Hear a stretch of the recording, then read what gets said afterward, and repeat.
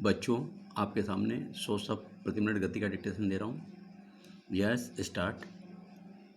कुछ राज्यों को तरसा रहा मानसून, कुछ राज्यों में कहर बरपा रहा है। पहाड़ों में बादल फट रहे हैं तो उत्तर प्रदेश, राजस्थान और मध्य प्रदेश में बिजली और बिहार में पहले से ही बाढ़ से अनेक इलाके तबाह हो रहे हैं। सबसे दुखद आकाशीय बिजली का कहर है।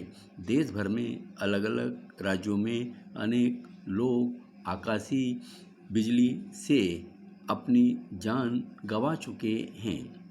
राजस्थान में 11 जुलाई तक 23 लोगों की आकाशीय बिजली से मौत हो चुकी है। वहीं इससे घायल होने वालों की संख्या 25 है। राजस्थान के जयपुर, झालावाड़ और धौलपुर जिलों में आकाशीय बिजली गिरने की अलग अलग घटनाओं में 7 बच्चों सहित कई लोगों की मौत हुई है। उत्तर प्रदेश के फतेहपुर, कौशाम्बी और फिरोजाबाद में भी बिजली गिरने से मौतें हुई हैं। मध्य प्रदेश में भी बिजली गिरने से 7 लोगों की जान चली गई। प्रधानमंत्री नरेंद्र मोदी ने इस प्राकृतिक आपदा में मारे गए लोगों के परिजनों के लिए प्रधानमंत्री राष्ट्रीय राहत कोष से 2-2 लाख रुपए और घायलों के लिए 50-50 हजार रुपए की घोषणा की है। उधर धर्मशाला के भागसू नाग में बादल फटने से तबाही मची है। कई घरों और होटलों को नुकसान पहुंचा है। कई पर्यटकों और स्थानीय लोगों की गाड़ियां भी पानी के तेज बहाव में बह गई हैं। बहरहाल मानसून ने हर तरह से लोगों को चेता दिया है।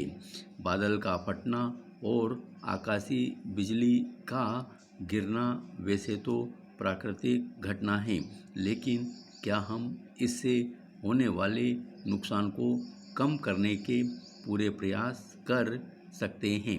मानसून के मौसम में पर्यटन का अपना आनंद है, लेकिन आमतौर पर इस मौसम में अपने घर ही रहने का चलन ज़्यादा रहा है। खराब मौसम के समय पर्यटन स्थलों पर विशेष सावधानी बरतने की ज़रूरत है। राजस्थान के आमेर में जो आकाशीय बिजली गिरी है और उससे जो नुकसान हुआ है, उससे बचा जा सकता था।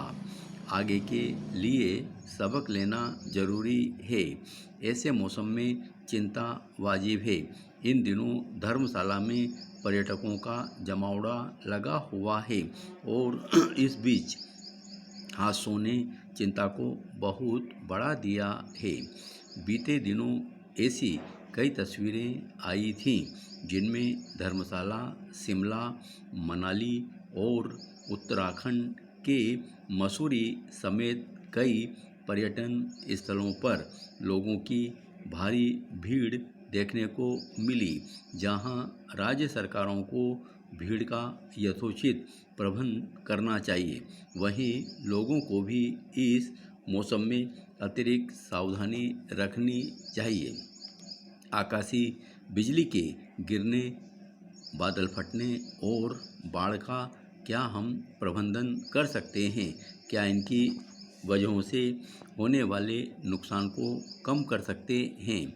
हर बार जलवायु परिवर्तन की चर्चा होती है, लेकिन क्या ज़मीनी स्तर पर इस खतरे को समझने और संभालने के नियोजित प्रयास हो रहे हैं? क्या लोग दूरगामी खतरों या तात्कालिक खतरों को ठीक से समझ पा रहे हैं? भेड़चाल और प्राकृतिक संसाधनों का ज़रूरत से ज़्यादा अनियंत्रित दोहन हमारे लिए समस्याएं बढ़ाता जा रहा है। आगामी मौसम संबंधी भविष्यवाणियों को गंभीरता से लेने की ज़रूरत है। जहाँ जहाँ भारी बारिश के अनुमान हैं, वहाँ विशेष रूप से आपदा प्रबंधन के पूरे इंतजाम करने पड़ेंगे।